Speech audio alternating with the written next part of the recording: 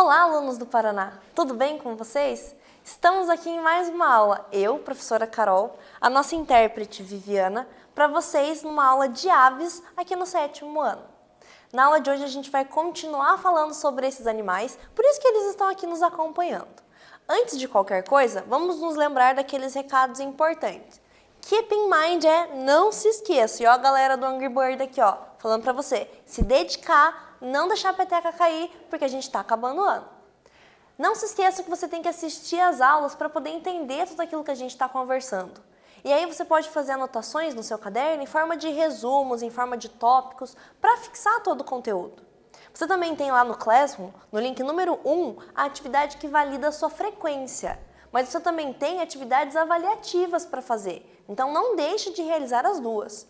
Você que não tem acesso ao Class, não se esqueça que você precisa levar na escola e buscar nos dias certos. Não perca as datas porque o ano está se encerrando, galera. Então vamos nos dedicar para que tudo corra bem.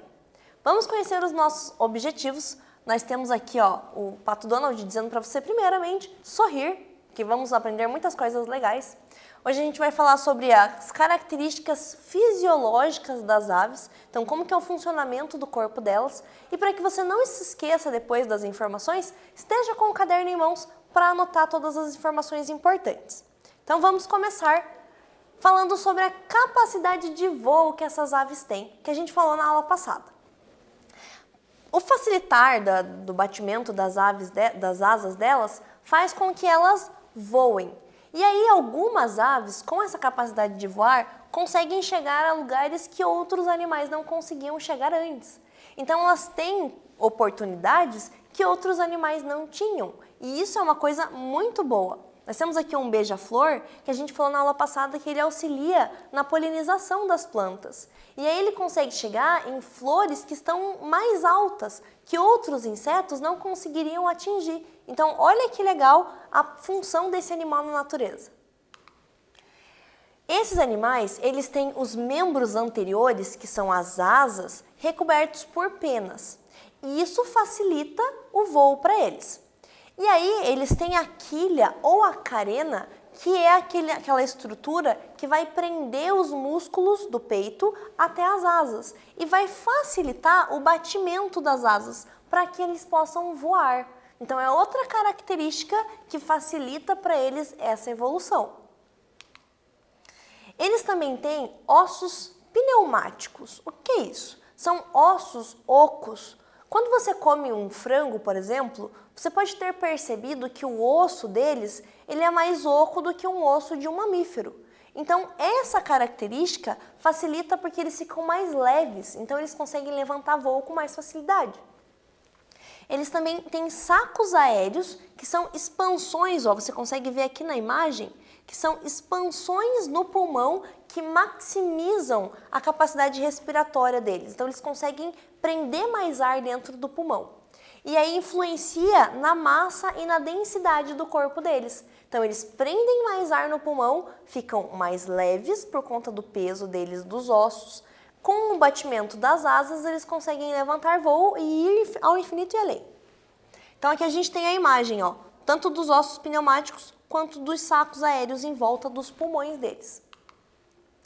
A respiração das aves é única e exclusivamente por pulmões, que estão ligados a projeções que são chamadas de sacos aéreos. Então, a gente tem aqui ó, o pulmão e o saco aéreo, que são vários, na verdade, que estão em volta do pulmão deles, que vai ajudar eles a prender mais ar, já que eles precisam fazer bastante força e tem que ficar mais leve para poder voar. Outra característica desse grupo é que eles têm o corpo recoberto por penas. Essa característica auxilia eles a voarem, que a gente já falou, também ajuda eles a manter a temperatura corporal, pois tem uma camada de ar sob elas que exerce uma função de isolante térmico. A gente fala às vezes que o passarinho fica meio eriçado no frio. Você já viu um passarinho meio gordinho assim? Quando tá frio, eles conseguem prender uma quantidade de ar entre as penas e o corpo. E aí cria como se fosse um isolante, como se fosse uma cobertinha. E aí eles acabam ficando mais quentinhos. Alguns animais também usam as penas para chamar a atenção dos parceiros. E aí eles usam isso como forma de atração sexual, para poder realizar a reprodução deles. Então olha que legal. E aqui a gente tem a imagem de vários tipos de penas, coloridas, fininhas, maiores, menores, que esses pássaros apresentam.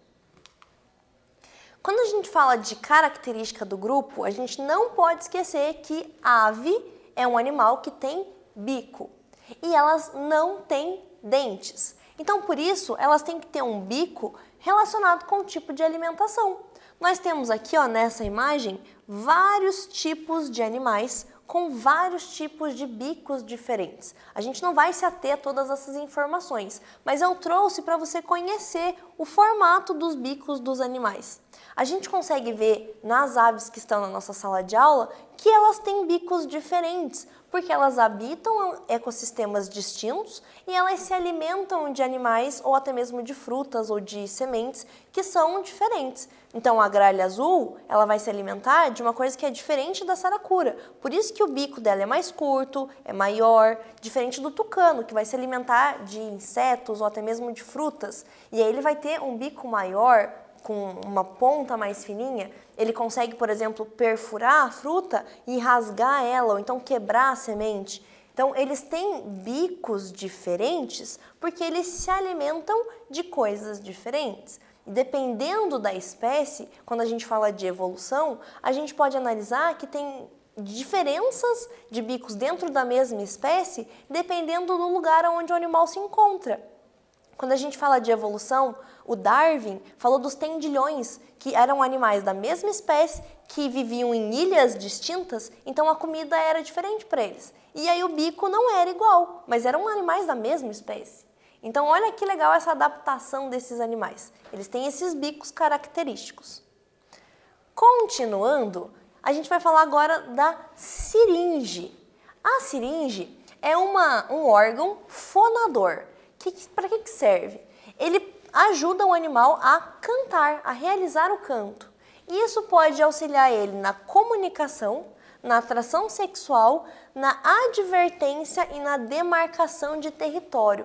Então, os pássaros, as aves, vão ter essa siringe que vai habilitar eles a ter o canto. Nem todas as aves vão poder ter cantos que vão ser escutados por todos e reconhecidos, mas é uma capacidade das aves ter a siringe. E agora vamos ao nosso primeiro quiz. As aves apresentam algumas características peculiares, como a presença de penas, que funcionam como isolante térmico, além de auxiliarem o voo. Marque a única alternativa que não representa uma adaptação ao voo. Letra A, sacos aéreos. Letra B, ossos pneumáticos. Letra C, asas. E letra D, siringe. Marque no seu caderno e daqui a pouquinho a gente volta.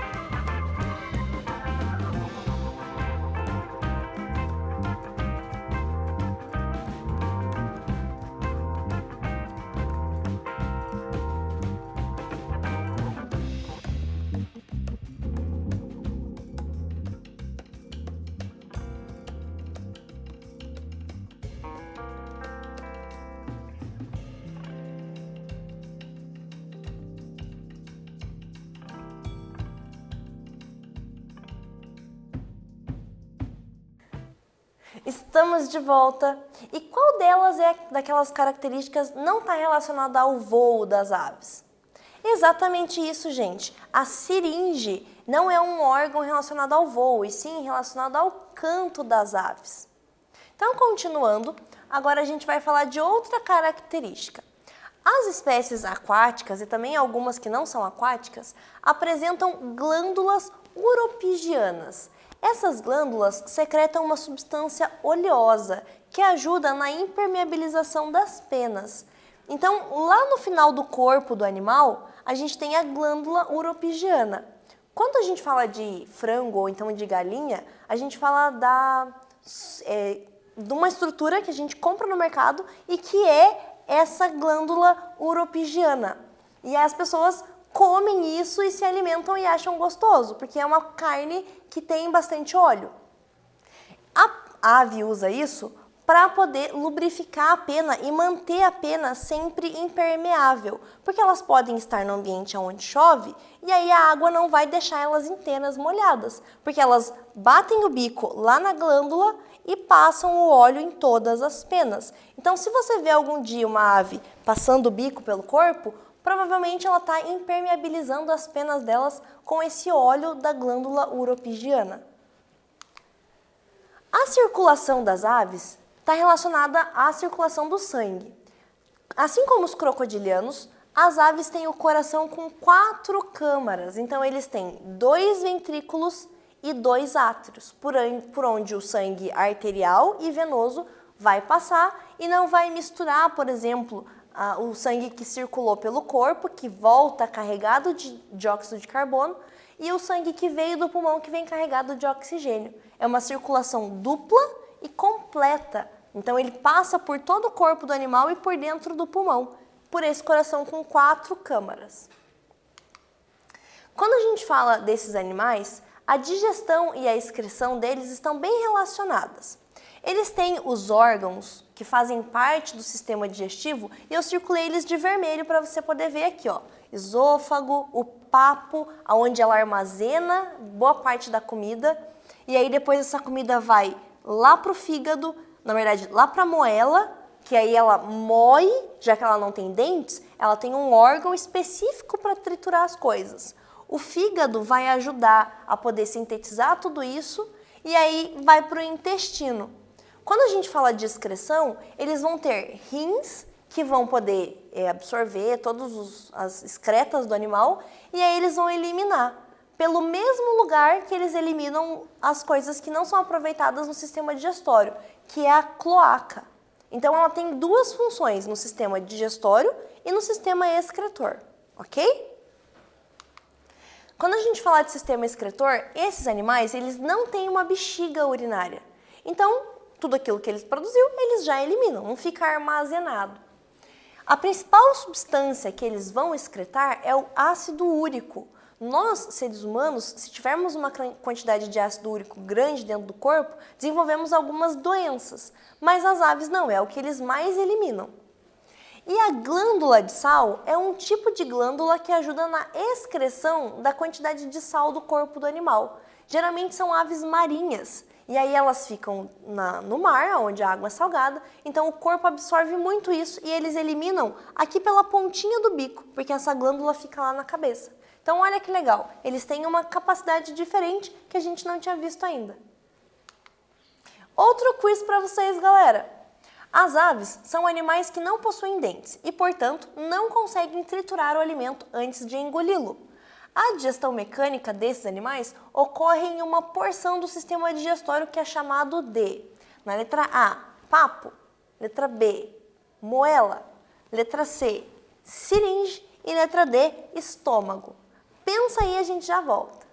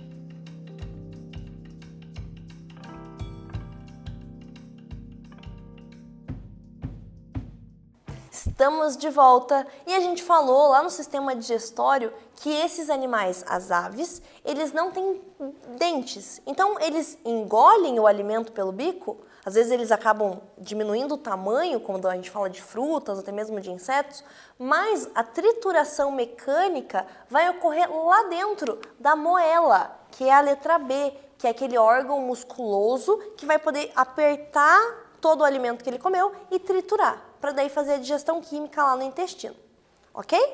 Então, continuando, a gente vai falar agora de reprodução. Olha que legal.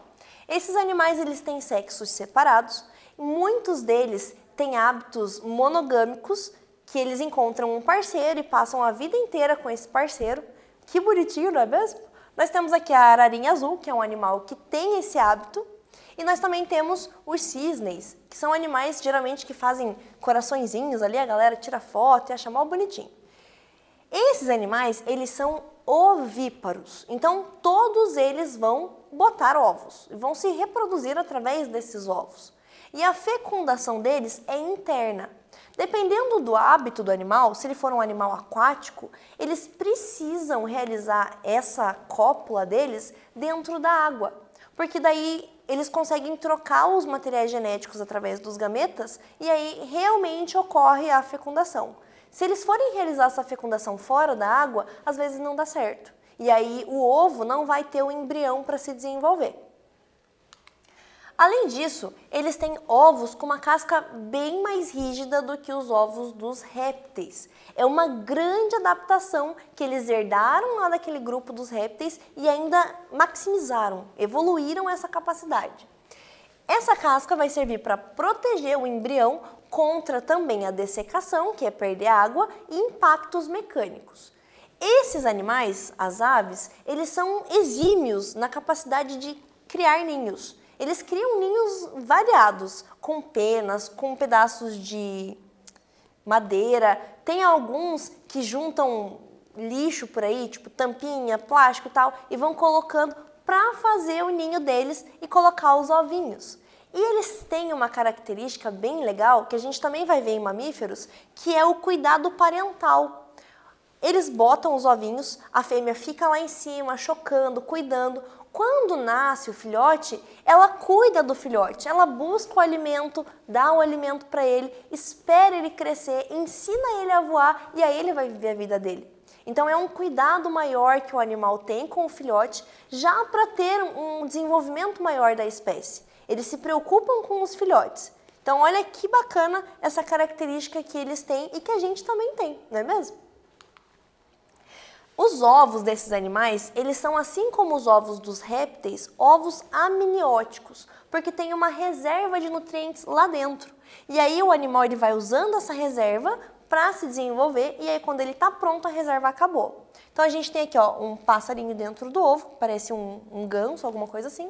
E aqui a gente tem um outro, ó, que parece um papagaio, que está saindo do ovo. Eles conseguem quebrar a casca com o bico e eles saem. Algumas vezes a gente precisa ajudar, dependendo da espécie. Se você cria na sua casa, você já pode ter feito isso. Se você já fez, me conta depois. Quando a gente fala de sistema nervoso, a visão desses animais e a audição são muito bem desenvolvidas. A gente tem aqui uma águia que está mostrando para vocês sobre a visão. A gente falou disso em alguns exercícios, que esses animais eles usam muito essa característica para caça, para poder se alimentar. E eles também têm pálpebras, então o olho deles fecha e abre, e isso lubrifica a córnea para que eles consigam perceber melhor as coisas. E eles também têm aquela membrana nictitante, que como eles vão voar, eles precisam ter uma proteçãozinha no olho para não ficar embaçando, às vezes bater um inseto, alguma coisa assim, né?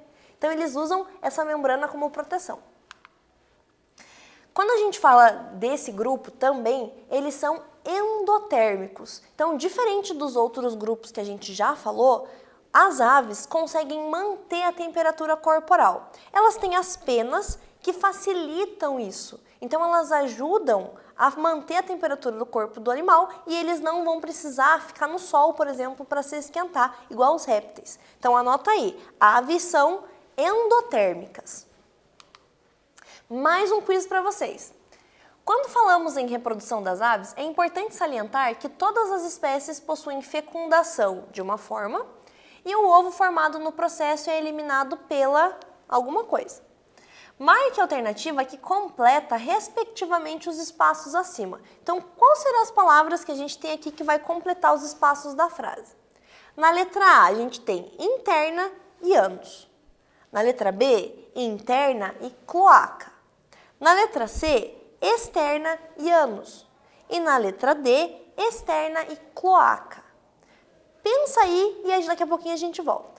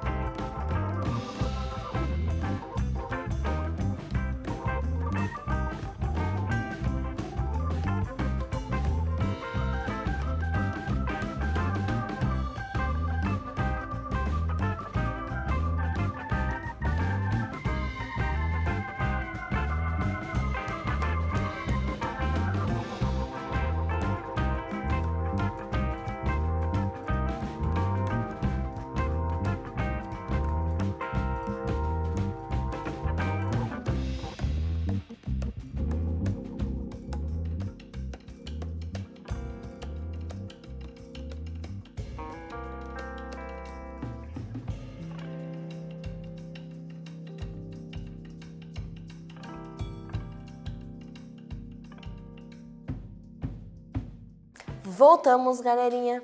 E essa questão é o último quiz da aula de hoje. A resposta certa que preenche aqui é a letra B. Por quê? Quando a gente fala de reprodução das aves, é muito importante salientar que todas as espécies têm uma fecundação interna, então dentro do corpo.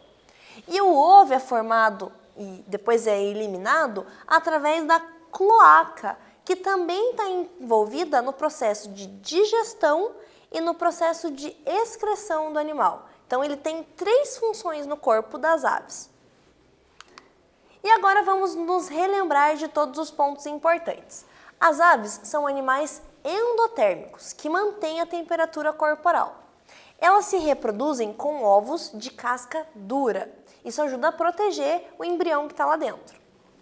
Elas possuem penas, ossos pneumáticos e sacos aéreos que auxiliam na capacidade do voo. Além disso, nem todas as aves podem voar, devido ao seu tamanho e à ausência de carena, que é aquele osso que vai grudar os músculos peitorais às asas. Elas têm bicos sem dentes e, dependendo da alimentação delas, elas vão ter bicos diferentes, de tamanhos e formatos distintos. A moela é o órgão que elas têm que vai ajudar a fazer a digestão mecânica dos alimentos. E está lá dentro do sistema digestivo. E o canto de algumas aves está relacionado à siringe, que é aquele órgão relacionado a essa característica. Elas apresentam uma glândula uropigiana com óleo que lubrifica e impermeabiliza as penas. Essa glândula a gente conhece como sambiquira, que a gente compra das galinhas e dos frangos no mercado. Então, é uma característica de aves e todas essas características depois você pode fazer um resuminho no seu caderno para não se esquecer.